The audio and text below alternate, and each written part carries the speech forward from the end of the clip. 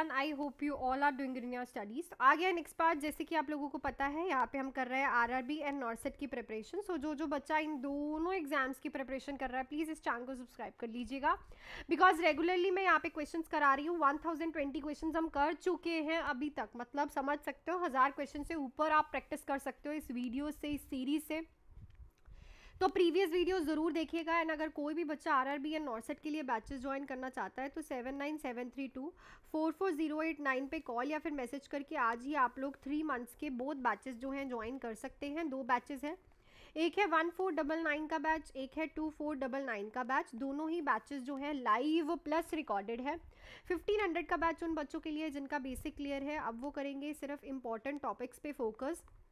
MCQ classes होंगी, test series होंगी, doubt classes होंगी एंड प्रीवियस ईयर पेपर होंगे। और जो 2500 का बैच है वो है all in one theory batch. ये उन बच्चों के लिए है जिनको बेसिक अभी क्लियर करना है। तो बेसिक करेंगे एनाटॉमी एंड फिजियोलॉजी, थ्योरी करेंगे of all the subjects, important topics करेंगे, MCQs रहेंगे, test series, doubt classes and previous year paper रहेंगे। सो कोई भी बात जो है फटाफट से इस नंबर पे कॉल या फिर मैसेज करके आप आज ही ज्वाइन कर सकते हो विदाउट एनी डिले। सो हम चलते हैं अपने क्वेश्चंस पे और हमारा क्वेश्चंस देखते हैं क्या है आज के।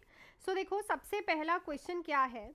सो क्वेश्चन है the immunity that is transferred from mother antibodies to foetus transparently and to infant through breast milk to protect them until their own immunity matures to function is a kind of. तो यहाँ पे question दे रखा है कि जब immunity transfer करती है mother से टू चाइल्ड, ठीक है ना, देन उस इम्यूनिटी को हम क्या बोलते हैं, ठीक है ना, उस इम्यूनिटी को हम क्या बोल रहे हैं कि एंटीबॉडीज जो है वो मदर से चाइल्ड में जा रही हैं। मतलब कि बच्चे की खुद की बॉडीज जो है एंटीबॉडी नहीं बना रही, मदर्स से एंटीबॉडीज जा रही हैं। तो ऑप्शन है आपके पास innate immunity, acquired immunity, active and passive immunity. So it is called as passive immunity.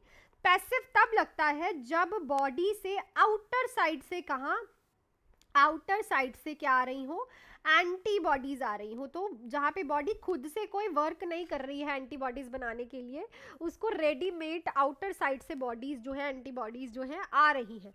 Active तब होता है जब बॉडी खुद की एंटीबॉडीज बनाती है, ठीक है ना, खुद बनाती है, बाहर से नहीं लेती। एक्वायर्ड और इनेट तो आपने समझ लिया है, ठीक है, वो 2 टाइप्स होती हैं, types of immunity. Next question पे चलते हैं। Which of the following is not potential source of acquired immunity. तो एक्वायर्ड इम्यूनिटी का पोटेंशियल सोर्स कौन सा नहीं है। Antibodies received in response to disease, antibody received from the mother, prescribe multivitamin, animal serum. So obviously prescribe multivitamin जो हैं वो acquired immunity में नहीं आते। मल्टीवाइटामिन जो हैं वो एंटीबॉडीज क्रिएट नहीं करते और वो इम्यूनिटी क्रिएट नहीं करते, वो बॉडी के रिक्वायरमेंट नीड्स जो है माइक्रो एंड मैक्रो न्यूट्रिएंट्स को लेके वो पूरी करते हैं। Clear. So the option number 3 is right, which is not a potential source of acquired immunity. Next question पे चलते हैं। Client is scheduled for hemorrhoidectomy. The nurse should observe the client for the presence of which common clinical indicator associated with hemorrhoids. तो एक client है, scheduled किया गया है हेमरॉइडेक्टमी के लिए, मतलब हेमरॉइड्स का रिमूवल होना है। तो आप क्लाइंट को ऑब्जर्व करोगे किस क्लिनिकल फाइंडिंग में जो कि हेमरॉइड्स में प्रेजेंट होती है। ऑप्शंस है pruritus, flatulence, anal stenosis, rectal bleeding. So obviously हमें पेशेंट में रेक्टल ब्लीडिंग देखने को मिलती है। What is haemorrhoids? Due to excessive straining on the rectum area, जो स्मॉल वेसल्स होती हैं, ठीक है ना, जो स्मॉल वेसल्स होती है, ब्लड वेसल्स, वो क्या होने लग जाती हैं, वो ड्रॉप डाउन, पॉलिप्स क्रिएट होने लग जाते हैं उनकी, वो वीक हो जाती है और as a form of polyp create हो जाता है, जिससे पेशेंट को ब्लीडिंग आती है। और जब भी वो स्टूल पास करता है, due to the pressure on that polyps जो है, पेशेंट को रेक्टल ब्लीडिंग देखने को मिलती है। नेक्स्ट क्वेश्चन पे चलते हैं। All are the following are the causes of constipation except, तो ये सारे कॉजेज है कॉन्स्टिपेशन के, एक को छोड़ के। Inadequate fibre intake, decrease fluid intake, laxative abuse, decreased gastrointestinal mortality. तो देखो अगर कोई एडुकेट इनएडुकेट फाइबर इंटेक कर रहा है तो ऑब्वियसली उसे कॉन्स्टिपेशन होगी, सो ये भी एक कॉज है, ठीक है। कोई फ्लूइड प्रॉपरली नहीं ले रहा तो उसको भी कॉन्स्टिपेशन होगी, ठीक है। हम क्या करते हैं जब कॉन्स्टिपेशन होती है, फाइबर इनटेक इंक्रीज करवाते हैं, फ्लूइड इनटेक इंक्रीज करवाते हैं, ठीक है। सो अगर यही नहीं एडुकेट तो this is the cause of constipation. और अगर उसकी इंटेस्टाइनल मोर्टेलिटी नहीं है, may be peristaltic movements affected हो रखी है, कोई प्रॉब्लम है, तो भी कॉन्स्टिपेशन हो सकती है। बट अगर पेशेंट लेग्जेटिव्स ले रहा है तब तो उससे कॉन्स्टिपेशन नहीं होनी चाहिए ना, बिकॉज हम लेग्जेटिव देते ही क्यों है, ताकि जो स्टूल्स कॉन्स्टिपेटेड है वो बाहर निकल जाए। So this is the only one which is not a cause of constipation. So option right रहेगा is your option number 3. Next पे चलते हैं। The most important indicator of cardio respiratory function in the neonate. तो most important indicator क्या होता है neonate में cardio और रेस्पिरेटरी फंक्शंस को देखने का?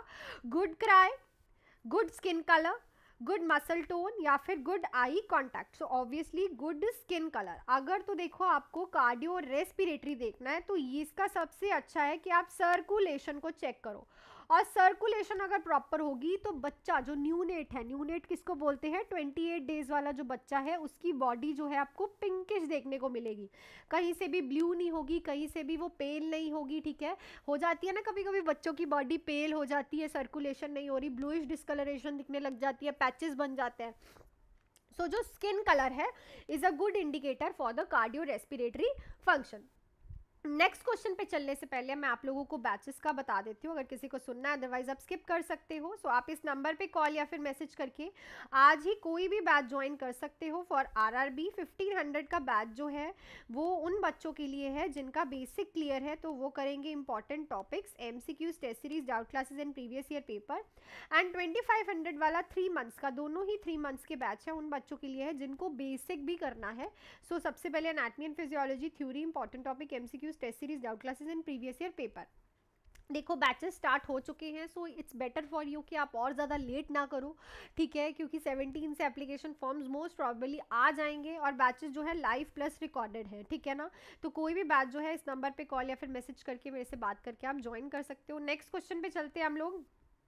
So, child is suffering from dyspnea at first. What nursing care you should provide child? तो dyspnea से बच्चा सफ़र कर रहा है तो कौन सी नर्सिंग केयर आप चाइल्ड को प्रोवाइड करोगे? डिफिकल्टी इन ब्रीदिंग हो रही है, start IV, provide supine position, start oxygen therapy, start nebulization. So obviously start करोगे ऑक्सीजन थेरेपी, जो कि वेरी वेरी इंपॉर्टेंट है, और प्रायोरिटी भी यही रहेगी क्योंकि सांस लेने में प्रॉब्लम है तो ऑक्सीजन नहीं पेशेंट को मिलेगी और वो और ज़्यादा हाफ के सांस लेगा, तो सबसे पहले उसे ऑक्सीजन प्रोवाइड करोगे। नेक्स्ट है following tonsillectomy appropriate position in the post operative period is. तो टॉन्सिलेक्टमी के चलते हुए एप्रोप्रिएट पोजीशन क्या होती है पोस्ट ऑपरेटिवली, ठीक है ना, ऑपरेशन के बाद अगर किसी के टाउंसिल्स रिमूव हुए हैं तो कौन सी पोजीशन दोगे? लिथोटमी, साइडलाइन, फाउलस प्रॉन्स। तो ऑब्वियसली साइडलाइन, बिकॉज इससे जो है एस्पिरेशन के चांसेस जो है बिल्कुल कम हो जाएंगे, बिकॉज अभी पेशेंट के टाउंसिल्स रिमूव किए गए हैं तो मे बी पेशेंट एस्पिरेट कर सकता है। सो आप उसे साइड लाइन पोजिशन दोगे तो जो एस्पिरेशन की कॉम्प्लिकेशन है वो बिल्कुल डिक्रीज हो जाएगी। नेक्स्ट देखो, for the client with a stroke which of the following criteria must be fulfilled before the client is feed. So अगर आप किसी को भी फीड देने जा रहे हो और इस पेशेंट को स्ट्रोक है तो कि कौन सा क्राइटेरिया जो है फुलफिल होना चाहिए? ऑप्शंस हैं gag reflex return, speech returns the normal, cranial nerve cord and seventh are intact, the client swallow small sip of water without coughing। so सबसे पहले तो अगर स्ट्रोक वाला पेशेंट है तो गैग रिफ्लक्स का होना बहुत ज़्यादा ज़रूरी है, बिकॉज स्ट्रोक वाले पेशेंट को aspiration is also a complication of stroke वाला पेशेंट। सो उसको भी एस्पिरेशन हो रही है और अगर आप उसे फीडिंग देना जा रहे हो और उसके गैग रिफ्लेक्स नहीं है तो पेशेंट जो है कॉम्प्लिकेशन में जा सकता है, उसकी कंडीशन और वर्जन अप हो सकती है। नेक्स्ट है shuffling gait is typically associated with the patient who has. तो शफलिंग गेट जो है टिपिकली किस कंडीशन में देखने को मिलता है? पार्किंसन में, मल्टीपल स्क्लेरोसिस में, माइस्थेनिया ग्रेविस या फिर नन ऑफ द अबव। तो पार्किंसंस डिसीज में ट्रेमर, शफलिंग गेट जो है वो क्लिनिकल फीचर्स होते हैं। मेन क्लिनिकल फीचर्स जो है हमें पार्किंसंस डिसीज में देखने को मिलते हैं। जो पेशेंट है वो बहुत ज़्यादा लड़खड़ा कर चलता है, ठीक है ना, आपको वो सीधा देखने को नहीं मिलेगा, वो हमेशा लड़खड़ा के चलने वाला पेशेंट रहेगा। नेक्स्ट है इस वीडियो का question, an appropriate goal for client with anxiety would be. So anxiety वाले पेशेंट के लिए अप्रोप्रिएट गोल क्या रहेगा?